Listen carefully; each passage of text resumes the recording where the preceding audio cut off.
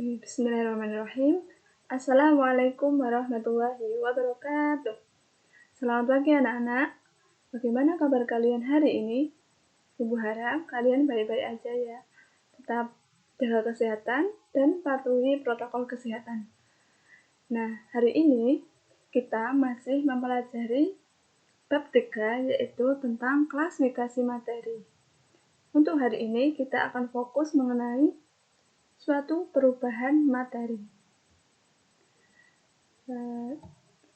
Untuk pertemuan kemarin kita sudah membahas mengenai apa itu sifat kimia, terus apa ciri-cirinya, kemudian apa itu sifat yang dimiliki oleh sifat kimia, dan apa saja contohnya. Nah, untuk hari ini kita akan fokus mengenai perubahan suatu materi di dalam kehidupan sehari-hari. Oke. Untuk perubahan materi dalam kehidupan sehari-hari ini terjadi menjadi dua macam. Yang pertama adalah perubahan secara kimia dan perubahan secara fisika. Kita langsung masuk aja ke dalam materi.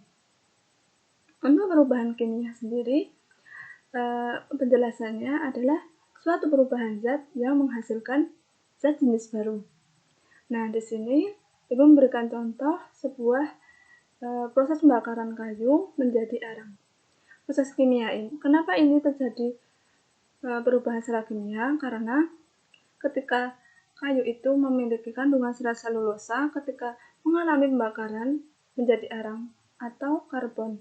Hal ini akan terjadi sebuah zat baru yang dimiliki oleh sifat benda yang tadinya kayu menjadi arang. Kemudian contoh lainnya ada proses peragian atau fermentasi. Tentu kalian tidak asing dengan tape dan proses pembuatan tempe, di mana tape yang semula singkong yang memiliki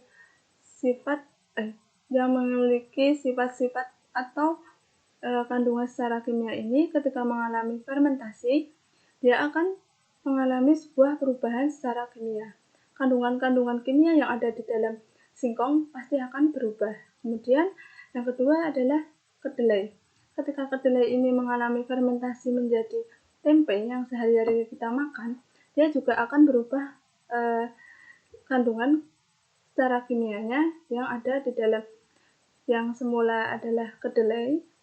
Dia memiliki kandungan kimia tertentu. Nah, ketika menjadi tempe, maka kandungan kimia yang dimiliki oleh kedelai akan menjadi berubah. Kemudian yang ketiga adalah adanya korosi atau pengkaratan. Korosi pengkaratan ini yang semula adanya unsur besi, dia akan berubah menjadi senyawa, di mana senyawa ini besi itu akan berikatan dengan air dan oksigen. Kemudian yang keempat ada pelapukan, di mana pelapukan ini bisa terjadi pada batu, tanah, seperti itu. Untuk ciri-ciri perubahan kimia ada 4 macam, di mana yang pertama itu terjadi perubahan warna. Untuk contohnya, Ibu memberikan contoh yang mudah kita jumpai di dalam kehidupan sehari-hari. Contohnya itu ketika buah menjadi masak, di mana buah ini berbagai macam buah seperti misalnya adalah pepaya. Ketika dia belum masak, dia akan berwarna hijau, kemudian berubah menjadi warna kekuningan atau lebih kayak kemerahan seperti itu. Itu adalah suatu perubahan warna yang terjadi secara kimia, di mana kandungan-kandungan buah pepaya itu akan berubah ketika masak.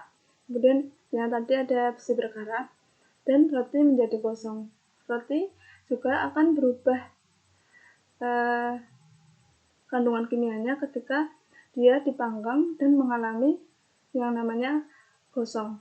Yang kedua adalah terjadi perubahan suhu, di mana tadi Ibu sudah memberikan contoh singkong menjadi tape dan kedelai menjadi tempe adalah suatu proses fermentasi dengan bantuan perubahan suhu. Kemudian adanya terbentuknya suatu gas. Suatu gas ini perubahan kimia yang terjadi itu contohnya adalah kertas dibakar, kemudian kompor menyala, karbit disiram air, dan sampah yang membusuk. Kita pasti seringkali melihat sampah, di mana sampah itu akan mengalami pembusukan. Yang semula mungkin sampahnya masih biasa-biasa aja, ketika sudah mengalami suatu perubahan kimia, dia akan membusuk dan berbau tidak sedap. Kemudian yang keempat adalah terbentuknya endapan. Di sini Ibu memberikan contoh yaitu susu menjadi basi, kemudian minyak menjadi tengik dan batu kapur dan disiram air. Kamu anak-anak bisa memberikan contoh di mana dalam kehidupan sehari-hari itu ketika kita contohnya meminum kopi yang ada ampasnya itu kan akan terjadi sebuah endapan. Itu adalah suatu perubahan secara kimia, tapi susunan kimianya itu akan berubah. Kemudian kita akan lanjut ke perubahan secara fisika. Untuk pengertiannya, perubahan fisika adalah perubahan yang tidak menghasilkan zat jenis baru. Yang tadi adalah ketika perubahan kimia itu menghasilkan zat jenis baru, sedangkan fisika tidak menghasilkan zat jenis baru. Untuk perubahan fisika ini memiliki 4 ciri-ciri. Yang pertama, tidak menghasilkan zat baru. Yang kedua, dapat kembali ke wujud asal. Yang ketiga, perubahan wujud. Yang keempat, mengalami sebuah kelarutan. Nah, untuk perubahan fase wujud zat yang terjadi secara perubahan fisika itu, kita akan membuat sebuah gambar yang akan memudahkan untuk memahaminya.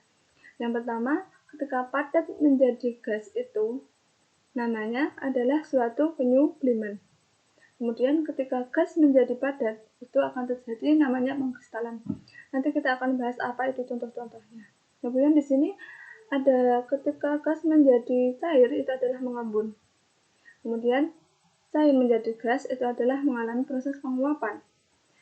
Untuk padat menjadi cair, yang namanya adalah proses fase wujud zat, yaitu terjadi mencair atau melebur. Kemudian ketika fase zat cair menjadi padat, itu dinamakan dengan proses membeku. Kita lanjut.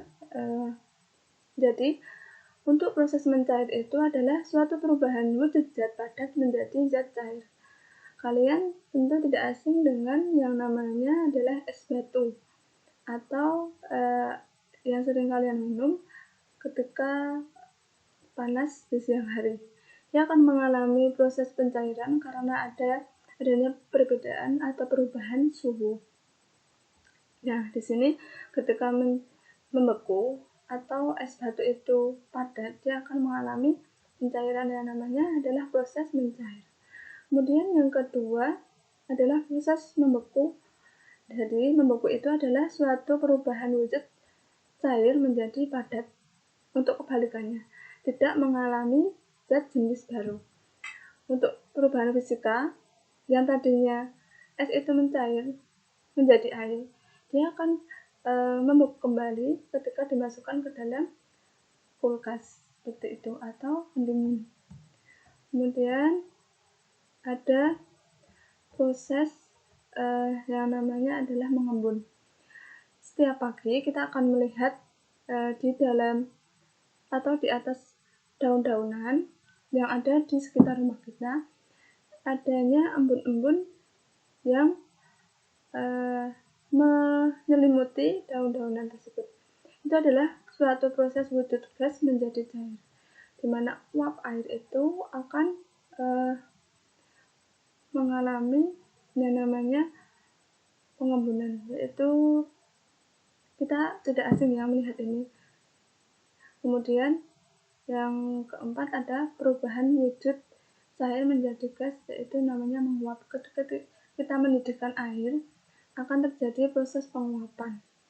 Nah, itu adalah wujud cair menjadi gas. Kita akan lanjut lagi. Di sini ada proses menyublim. Di sini Ibu memberikan contoh ketika ada belerang. yang ada di kawah, misalnya di kawah Ijen, dia akan mengalami proses penguapan. Bukan penguapan sih, lebihnya karena perbedaan suhu yang sangat panas, dia akan menghasilkan suatu gas-gas seperti ini.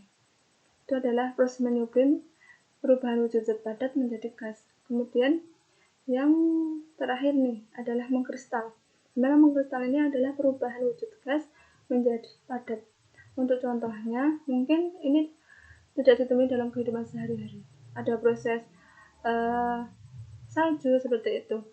Ibu akan berikan contoh yang real dalam kehidupan sehari-hari. Misalnya adalah ketika lubang knalpot motor, sepeda motor, itu akan menjadi hitam dan mengering itu karena ketika gas CO2 yang dikeluarkan oleh knalpot tersebut akan menjadi padat, akan menumpuk dan menjadi padat. Itu suatu proses pengkristalan yang terjadi pada lubang knalpot sepeda motor.